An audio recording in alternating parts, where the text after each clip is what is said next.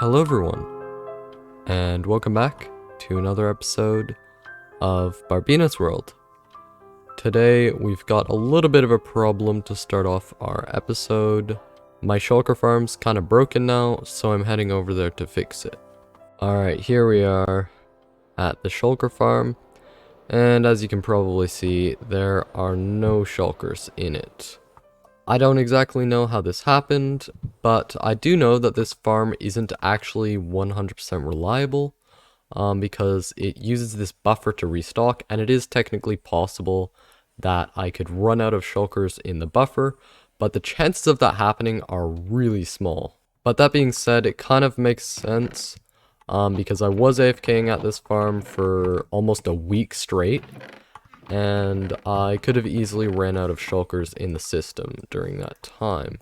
I would, however, like to get this farm back up and running so that I can feel like I can just use a bunch of shulker boxes, because right now, even though I've probably got 50,000 shulker shells or so, I still feel like I need to save them because I don't have a renewable source of them. So yeah, let's go fix up this rail that I broke for some reason. Alright, so I guess I'm gonna have a shot at grabbing this shulker over here and bringing him around onto my track. It's going to be a little bit tricky to do this. He's not seeing me yet. Get in the boat. Alright, he's in the boat. Fantastic. No. Oh, that's bad. Oh, come on. Okay, we got the shulker. Oh, where'd he go? Dang. Okay, I've got one in. But I'm afraid he might be a little bit low health.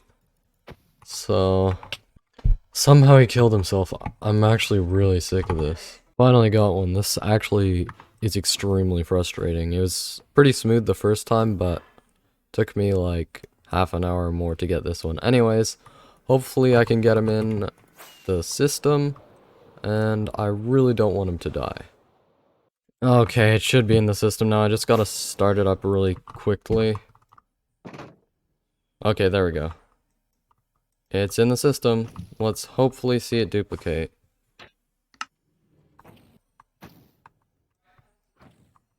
Alright, the farm's up and running. That looks... yeah, that's promising. Alright, so I've been AFK at the fixed shulker farm for a while now. Starting to get a bunch of shulker shells already, and I think we have 2 filled shulkers of them in here. So yeah, that should be enough for quite a while. So let's head back and start working on the main project for today. Today I have a big project that I want to do over at the 1.17 area. That's a new farm, and then also if we got some time we can do some decoration. But yeah, the farm that I've planned out to build is a dripstone farm, and those are a little bit tricky because they need to be really big to be at all fast. So I'm going to need to collect a ton of resources for it. Welcome back everybody. So I guess we're all done collecting resources now. Did take me a really long time. I think I probably cut out a bit too much of that. But yeah, it took me way longer than it should have just because of how slow my storage system is nowadays. It's kind of getting overwhelmed with new items, so I should need to replace my storage system pretty soon. Anyways, for now we can still go through this project because I have collected everything I need in these 9 shulker boxes. And yeah, it's a lot of stuff. It's going to be enough to build a very large dripstone farm that should stretch from here all the way over to the end, and it should also have some really nice decoration. Okay, so the first thing I want to do here is dig out a small area below the farm, because I do want to be having some redstone that goes under the ground. So I will dig an area that's like a bit larger than I actually need, so that I have some room.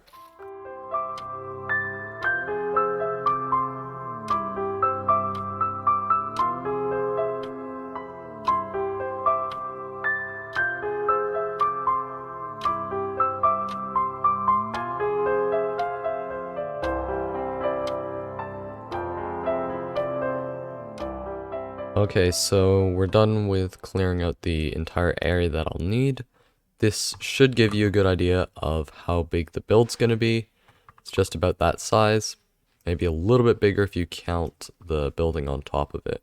I could be ready to go now, I have everything ready, but before I do, I think I'm going to go in and grab some of this copper, because as you might have seen, I used a ton of copper blocks for this build, so I do want to make some of those profits back, and I'm really running low on copper now because I used up everything from my whole tunnel bore. I gotta say though, I really do think that copper is a very well balanced addition to Minecraft because it is really hard to get, but also it's only useful as like an accent piece to builds, which is cool. I also like how it is renewable, but it's very hard to farm. So eventually we might set up a copper farm somewhere. Anyways, that's enough procrastination. We should start the build. Let's do that now, and I'll see you when this is done. Alright, so I haven't actually started the time-lapse yet, but I made a bit of progress off camera.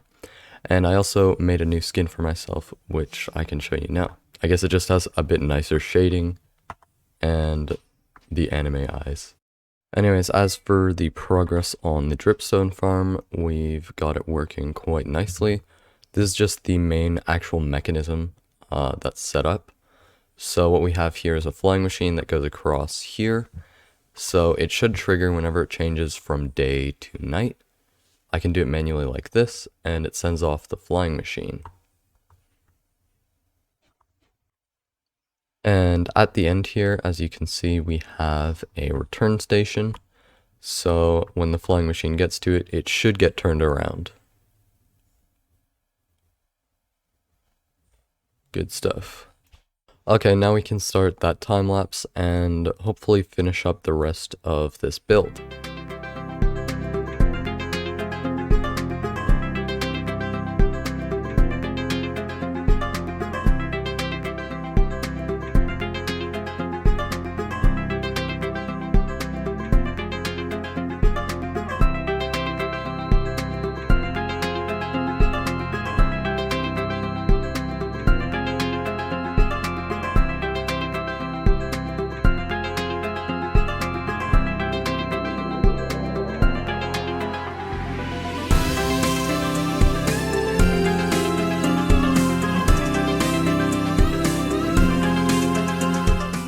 Okay, as you saw in the time lapse, we are making some very good progress on the dripstone farm here, and the build is looking super nice, but it isn't actually done yet because to build a dripstone farm, you actually need a bunch of dripstone, unfortunately, and I didn't have enough dripstone to build this when I started.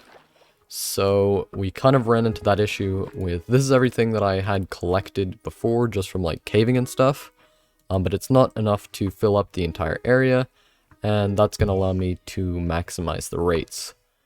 And unfortunately, the farm is pretty slow, so I'm going to need to run this for quite a while at only like 1/3 speed to get enough dripstone to finish up this entire thing. And that's what I have been doing a little bit recently, and as I go, I've been expanding the farm just like this whenever I get some new dripstone.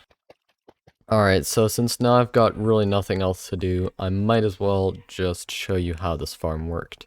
Aside from that flying machine that I demonstrated earlier, we have the actual dripstone growing area, and that works by having a bunch of water on top of the dripstone blocks, and then below it we have the pointed dripstone.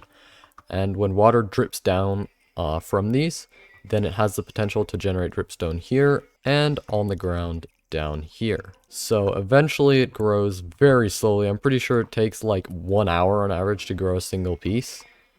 But yeah, we have these flying machines that go every 10 minutes or so, and they sweep across simultaneously. One gets the top and one gets the bottom. Everything gets pushed into some water streams over here, and it gets taken up this way and put into the chests. Also, as we fill up the schematic, I guess we can also start building the roof over it, which is going to take a lot of building work. We have this schematic here. I'm actually going to put 3 towers on top, like so. So I guess I could start building the leftmost of the towers, right now. Okay, update time now. I have finished this first tower, and also I spent a few hours AFK at this, so I was able to finish up the dripstone floor up here, and so now the farm should be up and running almost at full speed. So that's all good, and I can basically just finish off the build now. I want to have another tower over here on the right, and another one in the middle.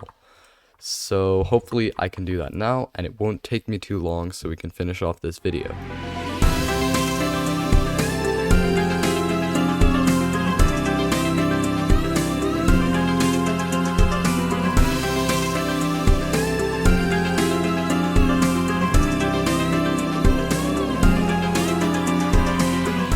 Okay, here we are.